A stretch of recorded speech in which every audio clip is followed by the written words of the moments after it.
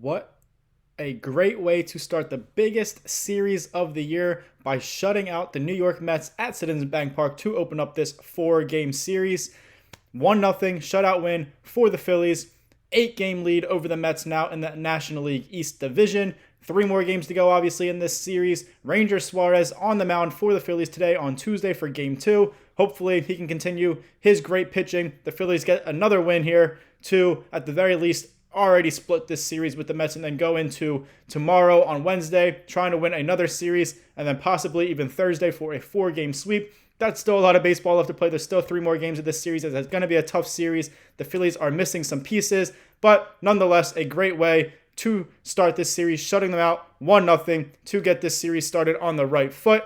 Welcome to Phillies Daily, everybody. I'm your host, Mike Hennelly. Make sure you guys subscribe for more Phillies content right here on Phillies Daily. Now, the Phillies, they could have went into that game a little bit defeated. They obviously won that series against the Marlins over the weekend on the road, but they did lose the series finale 5-4 in a tight ball game, came up short on a comeback attempt, and then before the ball game yesterday on Monday, before that huge series opener against the Mets, the Phillies received some pretty big, significant news to their roster, to their key players. Trey Turner was injured in that series finale against the Marlins. He immediately left the game after trying to beat out an infield single. He was safe on the play on a fielding error, a throwing error, but immediately left that ball game, and it has been announced that he is placed on the 10-day IL with a grade 1 hamstring strain. Strains and injuries are always tricky. You can be out for a few days, you could be out for a few weeks, you could be out for a few months, you could be out for the season with them, depending on how severe they are. Now, luckily, the Phillies said that Trey Turner's injury is better than it was originally expected, and they do expect him to return for the playoffs, if not a little bit sooner than that. So good news for the Phillies, but they will be without one of the best hitters in Major League Baseball and one of their best players in the lineup, producing at the top of the lineup in the leadoff role for the next few weeks, for probably the rest of this regular season here in September. And then Alec Bohm as well, the third baseman for the Phillies, are starting third baseman. He was also placed on the 10-day IL with a cyst in his left shoulder. The Phillies don't expect that to be too serious. They expect him just to be out for these 10 days and then be right back in the Phillies lineup. So good news overall for the Phillies key players here. Injury-wise, doesn't seem like it's going to be too serious for either of them. They should both be back and healthy for playoffs, which is great. But in the meantime, guys are going to have to step up in their place. Again, Trey Turner, one of the best hitters in Major League Baseball this year. He's at the top of the order. He's always getting the Phillies started. He's always getting hits, all that stuff. Great leadoff hitter for him. Somebody's got to step up for him in that role. Somebody's got to step up for him at shortstop. It was Edmundo Sosa. Yesterday, he did very well in relief of Trey Turner, who missed some time last year with an injury as well. So that's going to be something to watch. Alec Bohm as well. Otto Kemp was brought up again for the Phillies in a corresponding move to take one of those spots with Trey Turner and Alec Bohm out, as well as Donovan Walton. He was the other piece called up for the Phillies yesterday to replace those 2 star players. Now, Otto Kemp, we all know about him. He obviously has played for the Phillies a decent amount this year before being sent down again a little while ago, but he's back up. He's going to be playing a lot of third base now in the absence of Alec Bohm. He did play third base yesterday. And then Donovan Walton, a guy that you may not have heard of. He is a veteran. He is older now. He's a 31-year-old left-handed hitter, mostly plays infield throughout his career. He's played 70 career Major League games between the Seattle Mariners and the San Francisco Giants. He's a career 174 hitter with 5 extra base hits and 22 RBIs. Again, not too many opportunities, just 70 career games for Donovan Walton. Again, mostly plays infield, mostly second base and shortstop. However, he does have some experience at both third base and left field as well, and DH too.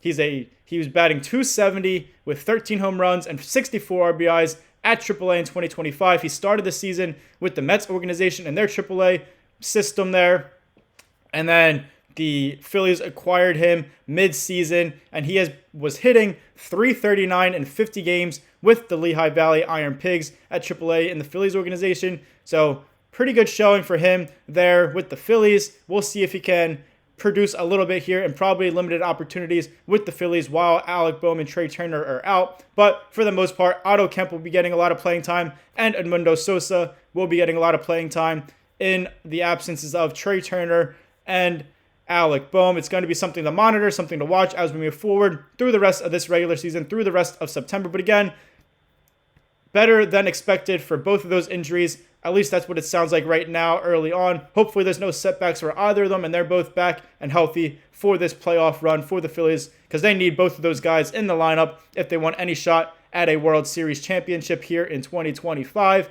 Now, getting into the game yesterday, the Phillies were going up against New York Mets rookie pitcher Nolan McLean. We all know a few weeks ago, Nolan McLean absolutely shut down the Phillies offense up in that 3-game sweep at Citi Field against the Mets. Now, the Phillies did get to McLean early yesterday in that 1-0 win. They scored the first run of the ball game in that first inning.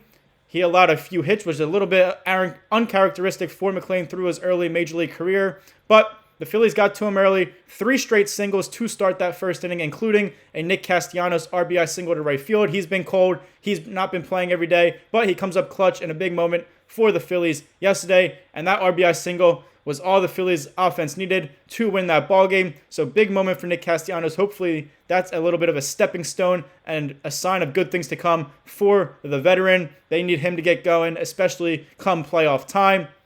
Now, one of those singles, Harrison Bader, he's been incredible since the Phillies acquired him at the trade deadline from the Minnesota Twins. He had 3 hits yesterday in that ball game, but in that first inning, he tried to stretch his single into a double, was thrown out at second base, so there was still a runner on third, but made the first out of the inning. Who knows if that inning could have went a little bit differently if Bader stayed at first. Obviously would have been no outs, probably still would have scored a run.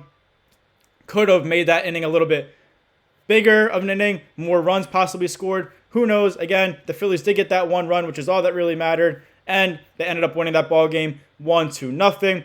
Mundo Sosa also had a single in that inning, so the Phillies had 4 hits, 4 singles, and scored 1 run in that first inning against Nolan McLean. It was a great way to start the game, a great tone setter for a big matchup against their division rival Mets. Nolan McLean, now he was 4-0 with a 1.37 ERA through his first 4 MLB starts. Again, I said he absolutely shut down the Phillies offense. The first time they saw him a few weeks ago at Citi Field, he went 8 shutout innings versus the Phillies on August 27th. Obviously picked up the win against them.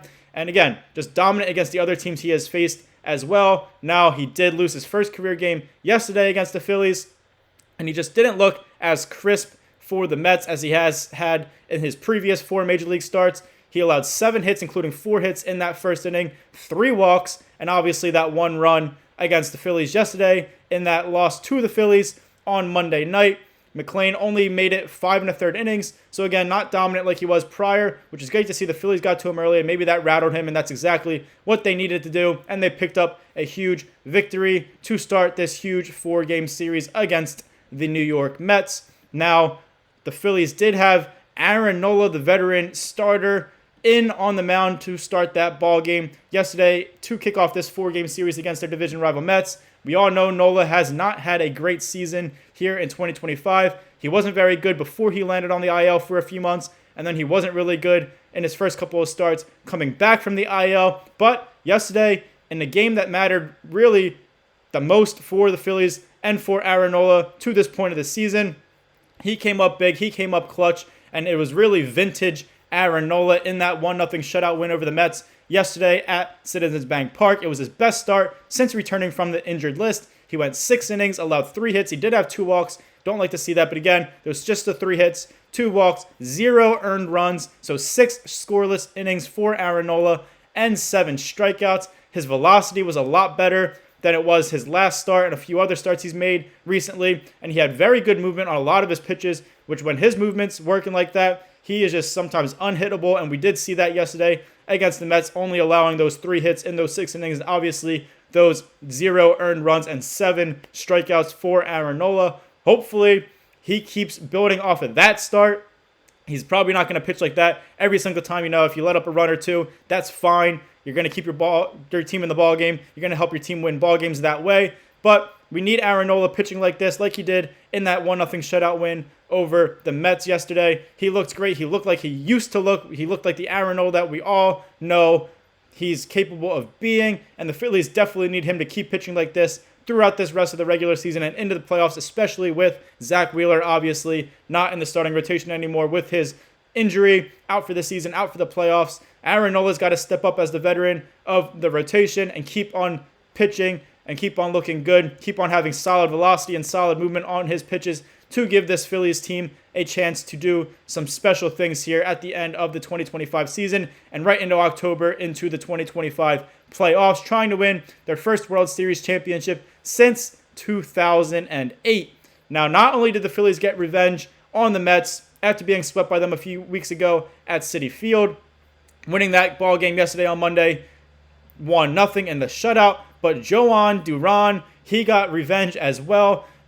One of those games against the Mets up at Citi Field, the Phillies brought Duran in it was a non-save situation. They were trying to send it 2 extra innings, tie ball game obviously, and Duran just did not have his best stuff. He allowed 4 straight hits to the Mets in that appearance. So the Mets did walk it off against the Phillies, and Duran, not his best stuff there. He obviously lost that ball game for them. It wasn't a blown save because it wasn't a save situation. But again, 4 straight hits, a walk-off win against Duran for the Mets up there at Citi Field. Ended up getting swept by them as well. So he was coming in with some vengeance here at Citizens Bank Park to face them since that last time he faced them with that blown game up there at Citi Field. And he did it was a little dicey. I shouldn't say a little dicey. It was very dicey last night in a save situation for Duran. He came in for that 9th inning, obviously tight ball game, 1-0 lead for the Phillies. Definitely was not easy at all. He allowed 2 base runners. Those base runners ended up getting to second and third with just 1 out. Tying run was 90 feet away. At third base, a base hit to the outfield likely scores both. The go-ahead run to get the Mets a 2-1 lead going into the bottom of the 9th inning. But Duran came up huge. He struck out the next 2 batters to end that inning, to win the ball game, and to pick up another save for the Phillies. So, revenge game for Jhoan Duran, revenge game for the Phillies. They started off this 4-game series at home on the right foot. They're a much better team at Citizens Bank Park in front of their home fans than they are on the road. So, hopefully they can, again, at least split this series 2-2 against the Mets. They already started off 1-0 here in this 4-game series. You'd like to see them win the series, whether it's 3-1 or a clean 4-game sweep. But definitely 2 games we need out of this 4-game series. The Mets won't really gain any ground by that in the division. The Phillies have an 8-game lead right now over them with only 20 or so games left to play in this season. This is a great time to bury the Mets and run away with the division, and it really starts again tonight at home with Ranger Suarez on the mound. If the Phillies can pick up another win, that is going to be huge going into Wednesday, tomorrow, in Game 3. Hopefully, we're talking about another Phillies win. Thank you guys for watching this episode of Phillies Daily. I'm your host, Mike Kennelly. Make sure you guys like, comment, share, and subscribe for more Phillies content right here on Phillies Daily. Again, thank you guys for watching. Hopefully, we get another win against the Mets tonight there at Citizens Bank Park with Ranger Suarez on the mound. And as always, go Phils.